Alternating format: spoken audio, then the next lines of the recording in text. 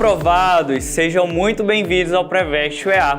Eu sou o professor Samuel, professor Samuca da Química, eu sou do sexo masculino, tenho 27 anos, sou branco, cabelos pretos e estou trajando hoje aqui uma calça jeans e uma camisa preta.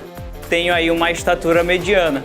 O ambiente da nossa aula é um estúdio de televisão e eu usarei uma tela interativa para a gente fazer nossas anotações. Na aula de hoje, pessoal, nós vamos estudar eletroquímica, conceitos, lixos eletrônicos e descarte consciente. Mais um conteúdo aí do novo ensino médio e que o vestibular da UEA vai te cobrar. Pessoal, se você está nos assistindo pelo YouTube, já deixa seu like. Se está assistindo na TV, tira uma foto e compartilha na sua rede social e marca o Preveste UEA, que a gente vai ficar feliz de saber, hein? Então olha só, gente.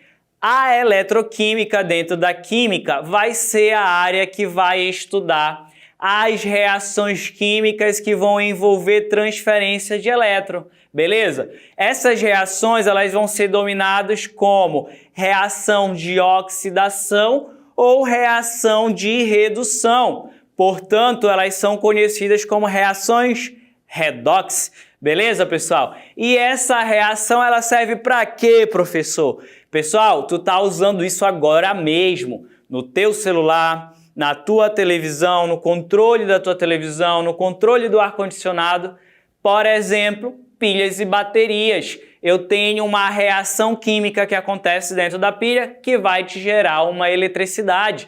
Ou quando o seu celular descarrega, você usa uma eletricidade para encher de novo a sua pilha, para mudar e inverter a reação. Vem ver comigo como isso funciona e entender todos os conceitos relacionados a essa aula, beleza? Pessoal, olha só. Então, dentro da eletroquímica, a gente vai ter sempre uma reação química envolvida com a eletricidade, beleza? Portanto, o que está presente aí é a transmissão de elétrons, beleza? E aí a gente vai ter dois tipos, ó. O elétron, ele pode, né, uma substância, uma espécie, ela pode ganhar ou receber elétron, ou ela pode perder e doar elétron. Gente, quando ela ganha ou recebe elétron, a gente diminui o número de oxidação. O número de oxidação é a carga efetiva do íon e ele vai depender dos elétrons que são transferidos numa reação química. Vai atrás da tabelinha de Knox, decora, mas a questão também, quando precisar, ela vai te fornecer isso aí. Beleza, pessoal? Então, ó, grava comigo. Elementos que são muito mais eletronegativos, eles têm a tendência em ganhar e receber elétrons, então eles têm tendência em sofrer redução. Já aqueles mais eletronegativos, ou aqueles menos eletronegativos, eles vão ter a tendência em sofrer oxidação, vão ter a tendência em perder ou doar elétrons. Portanto, ó, quando uma espécie ganha ou recebe, redução. Quando uma espécie perde ou doa, a gente tem a oxidação. Beleza, pessoal? Então, ó, por ter uma reação química aí que envolve elétrons, a gente vai chamar essa reação de oxirredução. Professor, aonde que isso está presente? Gente, a nossa primeira questão da UEA vai te mostrar isso aí. Então, ó, vestibular, questão fresquinha de 2024 que diz o seguinte: a eletroquímica é a área da química que estuda as reações que envolvem transferência de elétrons. Acabei de dizer isso aí, pessoal. E participam de fenômenos como o da corrosão, do funcionamento das baterias e de processos industriais. As equações a seguir representam três semi-reações de processos. Semi-reação 1, tenho a corrosão do casco de um navio. Então você tem lá o navio, né? Saí daqui de Manaus e fui para o interior, peguei um navio de ferro e eu vejo que ele está começando a corroer. Pessoal, tenho aí, ó, ferro no estado sólido, que ele, ao perder 2 elétrons, vai se transformar em ferro 2+. Só que esses 2 elétrons que saiu dele vai ficar disponível ali, ó. Então eu tenho ferro sólido gerando ferro 2+, mais 2 elétrons. E ele continua, semi-reação 2, produção industrial de gás cloro a partir da salmoura. Então tenho 2 íons cloreto, beleza? que, através do processo industrial, vira gás cloro e nesse processo eu disponibilizo 2 elétrons, eu gero 2 elétrons, beleza? E na semi-reação 3 diz o seguinte: cromação das rodas de automóvel. Quando você vê aquele carro que tem lá o aro cromado, né, pessoal? Aquele aro bonito, acontece o seguinte aí nesse processo, ó. Tenho cromo 3+, numa solução aquosa, forneço 3 elétrons através de eletricidade para ele e ele vira cromo sólido. Então ele é depositado lá na roda metálica. E a questão vai te dar umas lacunas para a gente preencher. Ó, a primeira diz o seguinte: A, espaço, aguarda aí que a gente vai saber o que colocar, é um processo espontâneo e a semi-reação representada é D. Coloca aí o outro espaço. E ele te pergunta: as lacunas do texto são preenchidas respectivamente por... Letra A, produção industrial de gás cloro a partir da salmoura, oxidação. Letra B, produção industrial de gás cloro a partir da salmoura, redução. Letra C, cromação das rodas de automóvel, oxidação. Letra D, corrosão do casco de um navio, sofre redução. Ou letra E, corrosão do casco de um navio e sofre oxidação. Pessoal, vou voltar aqui para a gente ver o seguinte, ó. A e ele dá reação, é um processo espontâneo.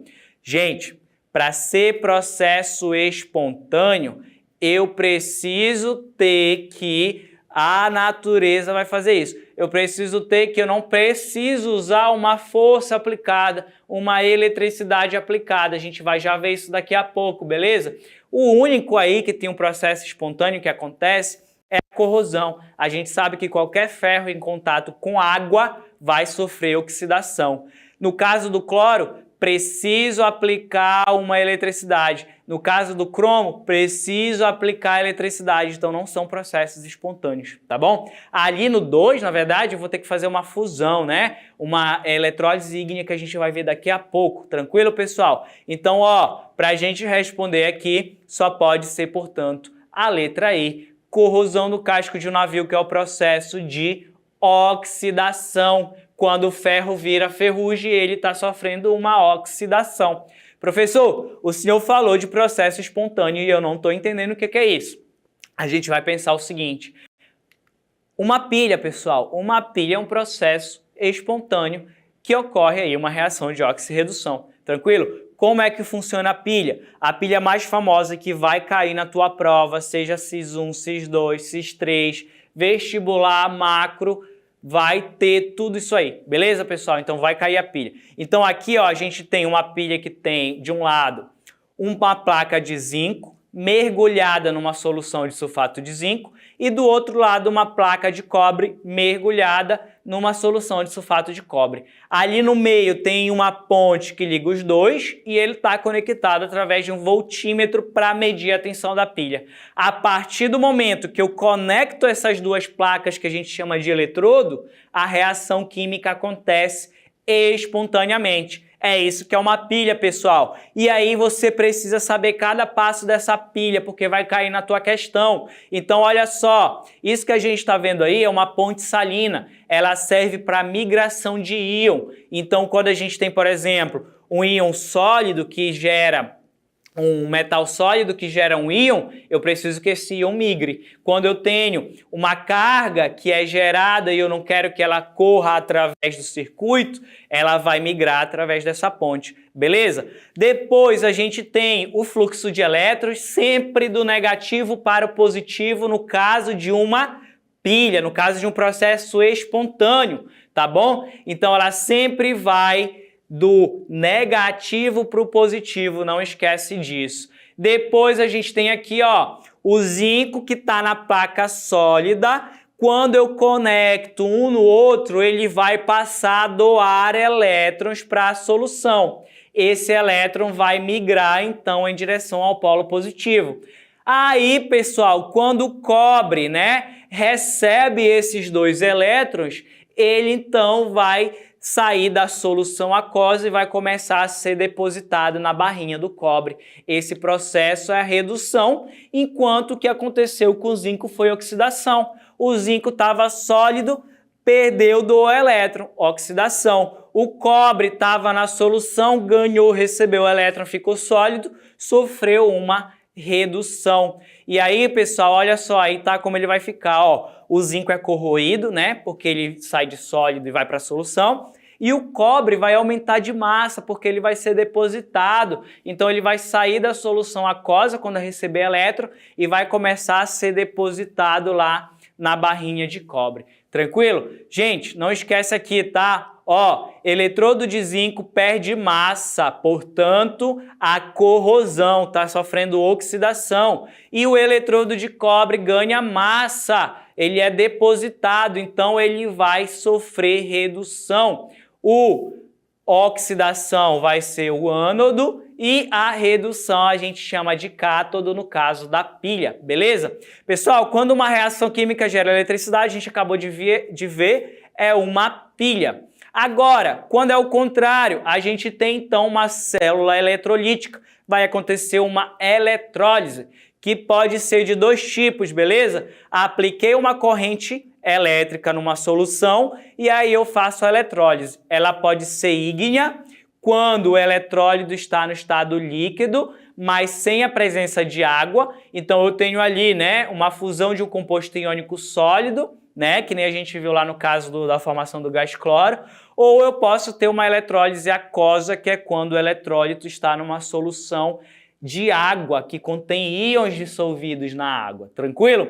Então, com base nisso, vamos responder nossa segunda questão, que diz o seguinte: uma diferença entre pilha eletroquímica e eletrólise está no fato de que apenas a pilha, letra A, envolver transformação química, letra B, apresentar polos positivo e negativo, letra C, envolver transferência de elétrons, letra D, gerar energia elétrica ou letra E, conter um eletrólito. Pessoal, todos envolvem transformação química, todos têm polo positivo e negativo, todos envolvem a transferência de elétrons e todos têm que ter eletrólito. A única coisa que diferencia a eletrólise da pilha é que a pilha pode gerar energia elétrica a partir de uma reação química. Acabamos de ver essa diferença. Então, a resposta correta é a letra D. Tranquilo, pessoal? Anota aí e não esquece que isso vai cair na tua prova, beleza? Então, olha só, gente, a Manu tá com uma dúvida e eu vou chamar a Manu pra gente responder a dúvida dela. Olá, Manu, pode falar. Professor, o que a gente deve fazer com as pilhas depois que elas param de funcionar? Pode jogar no lixo normal? Muito bem questionado, Manu. Não pode jogar no lixo normal. Como você viu, normalmente uma pilha vai usar substâncias químicas, pessoal. E essas substâncias químicas podem ser perigosas. Aí a gente entra no lixo eletrônico, né? Que são os resíduos dos aparelhos eletrônicos quebrados, principalmente aqueles que têm bateria, como celular, notebook, né? Televisores. Isso não pode ir para o lixo comum, porque o que acontece, tá? O material químico da reação química que vai sofrer oxidação e redução pode ir para o meio ambiente. Se isso acontecer, a gente vai ter problema. Que materiais são esses? Eu tenho pilha de chumbo, de mercúrio, de cádmio, de arsênio, que são metais considerados metais pesados e que podem trazer problema à saúde tanto humana quanto de outros animais, tá bom? Temos uma série de impactos ambientais, contaminação do solo, risco à saúde dos trabalhadores que estão lá catando e também a liberação de substâncias tóxicas, beleza, pessoal? Então não pode descartar isso aí, você tem que ter um descarte consciente para a gente reduzir riscos ambientais, né? E também os riscos à saúde pública. Beleza, pessoal? Então, ó, na nossa aula de hoje, nós vimos eletroquímica, diferenciamos o que é uma pilha do que é uma eletrólise. Pilha, né? A gente tem formação de uma reação espontânea, uma reação redox espontânea. Eletrólise, a gente precisa aplicar a eletricidade para a reação química acontecer. Nós vimos como funciona a pilha de Daniel, vimos quem é o ânodo e quem é o cátodo, e por isso não esqueça de seguir o Preveste em todas as redes sociais.